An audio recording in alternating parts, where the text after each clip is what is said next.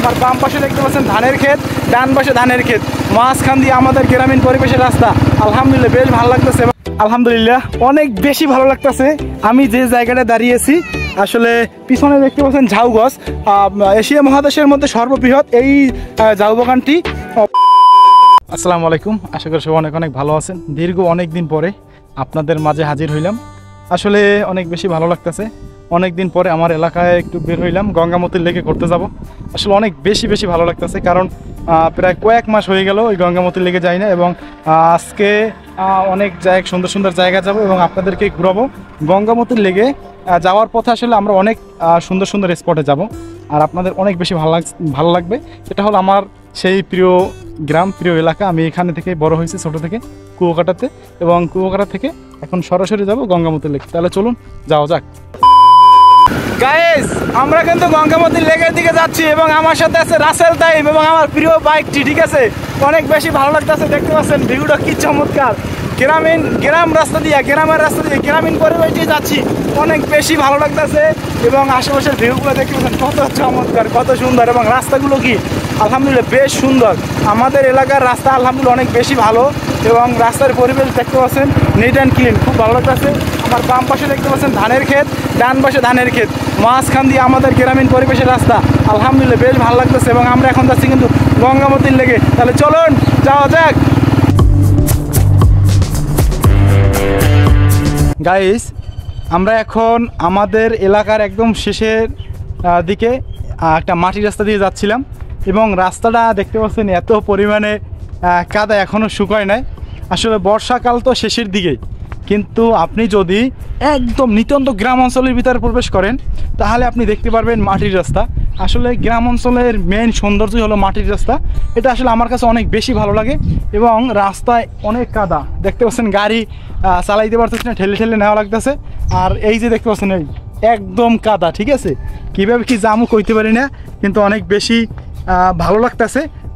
কাদা হইলো বেশি, মাটি হইলেও অনেক বেশি মজা লাগতেছে, ভালো লাগতেছে যে এরকম একটা সুন্দরতম রাস্তা দিয়ে আমরা হেঁটে যাচ্ছি এবং গাড়ি চালাইতে পারতেছি না। সামনে মনে হয় যে ভালো রাস্তা পাবো। আমরা আসলে এখান থেকে দীর্ঘ সময় ধরে হাঁটতেছি এবং অনেক বেশি ভালো লাগতেছে যে মাটির রাস্তা দিয়ে আমরা হাঁটতেছি।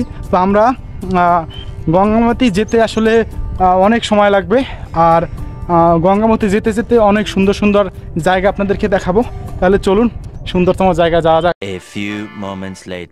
আলহামদুলিল্লাহ আমরা আরেকটি সুন্দরতম জায়গায় আসলাম। পিছনে দেখতে পাচ্ছেন ধান ক্ষেত, বিশাল বড় একটি মাঠ, এবং সম্পূর্ণ জায়গায় ধান গাছ লাগানো হয়েছে। এবং আমি যে রাস্তা দিয়ে হাঁটতেছি, রাস্তাটা দেখতে পাচ্ছেন বেশ চমৎকার, এবং রাস্তার দুই সাইডে গ্রামীণ পরিবেশের মতো কি সুন্দর মানে গাছ। আলহামদুলিল্লাহ দেখে অনেক বেশি ভালো লাগতেছে। আমরা এখন সরাসরি আরেকটি সুন্দরতম স্পটে যাব। তাহলে চলুন যাওয়া যাক।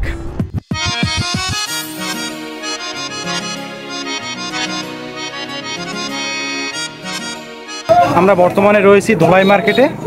আসলে সামনেই 1 কিলোমিটার দূরেই কুয়াকাটা সমুদ্র অবস্থিত, যেটা বঙ্গোপসাগর। আর কুয়াকাটা সমুদ্র সৈকত এখান থেকে অনেক দূরে। ঠিক আছে, তার পিছনে রয়েছে ধলাই মার্কেট। এখানে এই সমুদ্র থেকে মাছ উঠাইয়া এখানে নিয়ে আসা হয় এবং এখান থেকে কেনা বেচা হয়, এবং এখান থেকে তারপরে চালানিভাবে অনেক দূরে পাঠাই দেয়। আসলে খুব সুন্দরতম জায়গা। আর পিছনে যদি আমি আপনাদেরকে দেখাই, যে পিছনে কিন্তু কেওড়া গাছ আছে অনেক, দেখতে পাচ্ছেন যে গাছ কি সুন্দর। ওই যে গাছ, এখান থেকে একদম লেকের দিকে চলে যাব। লেকটা এখন অনেক দূরে, প্রায় 5 কিলোমিটার দূর হবে। আর জায়গাটা কিন্তু আসলে অনেক বেশি সুন্দর ছিল। আর পিছনের ভিউটা আসলে ভোলার মতো না, আসলে অনেক বেশি ভালো লাগতেছে। তাহলে চলুন যাওয়া যাক।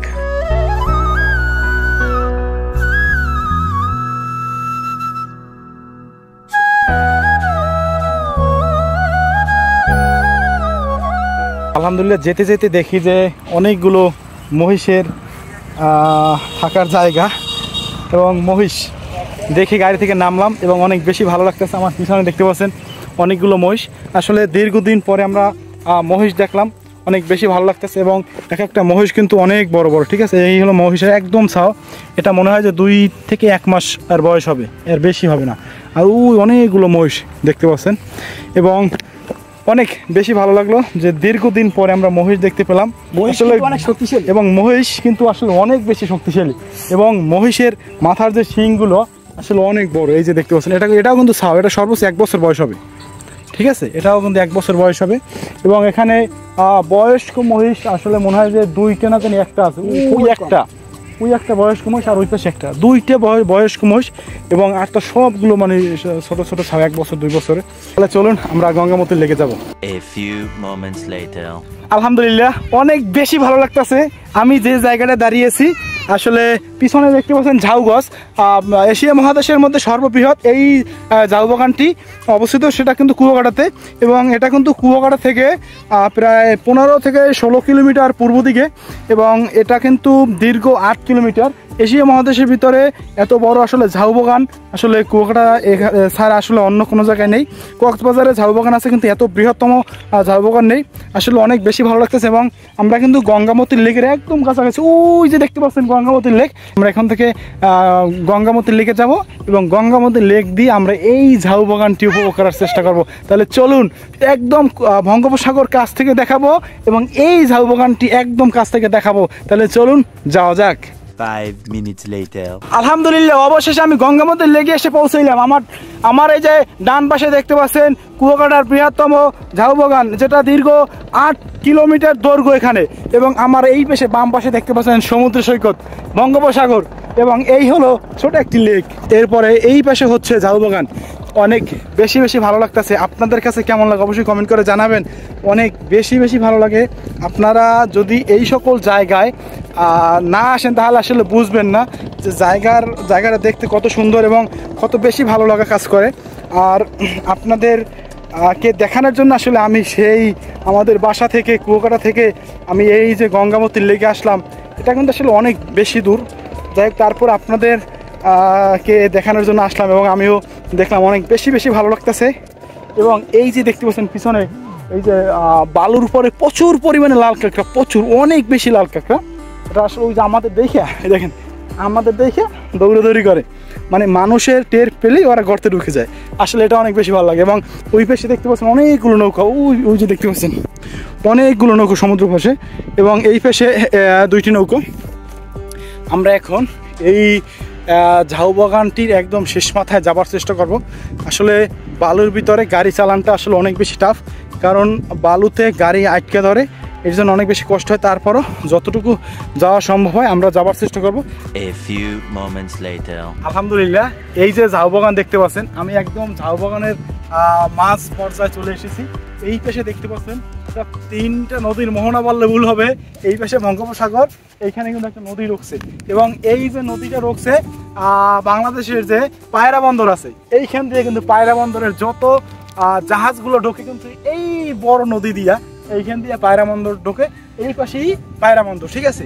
এবং আলহামদুলিল্লাহ জায়গাটা অনেক বেশি ভালো লাগতেছে। কুয়াকাটার আসলে এই যে জায়গাটা আসলে অনেক সুন্দর। কুয়াকাটা থেকে প্রায় এটা 40 কিলোমিটার আনুমানিক পূর্ব দিকে হবে, কিন্তু এই যে ভিউটা আলহামদুলিল্লাহ মন কেড়ে নেওয়ার মতো। অনেকেই কুয়াকাটা আসেন, এইসব ভিউগুলো দেখেন না, অনেক বেশি মিস করেন। আপনারা অবশ্যই আসবেন। আর এইসব জায়গা আসে কারা, যাদের কাছে বাইক আছে আসলে শুধুমাত্র তারাই আসে, কিন্তু অনেক বাইকাররা এইসব লোকেশনগুলো জানে না, এর জন্য আসলে আসে না। আমরা গঙ্গামতিতে আসলাম প্রথমে, আসার পরে ঝাউ বাগানে আসলাম। বৃহত্তম ঝাউ বাগান, প্রায় 8 কিলোমিটার প্লাস ঝাউ বাগান। আমরা মাঝ পয়েন্টে আছি, আমাদের আরও অনেক দূরে যেতে মন চায়, কিন্তু সময় একদম শেষের দিকে, প্রায় 6টা বেজেছে।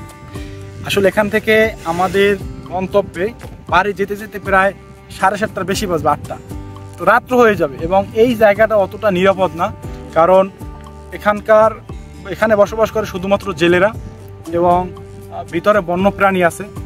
আসলে সন্ধ্যার পরেই আসলে ওরা বের হয়। আর আমরা এখান থেকে বাড়ির দিকে চলে যাবো এবং আজকের ভিডিওটা একদম শেষের দিকে। ভিডিওটি কেমন লেগেছে অবশ্যই জানাবেন। যদি ভালো লাগে লাইক, কমেন্ট, শেয়ার করবেন। সবাইকে ধন্যবাদ জানিয়ে এখানে শেষ করছি। আল্লাহ হাফেজ, আসসালামু আলাইকুম।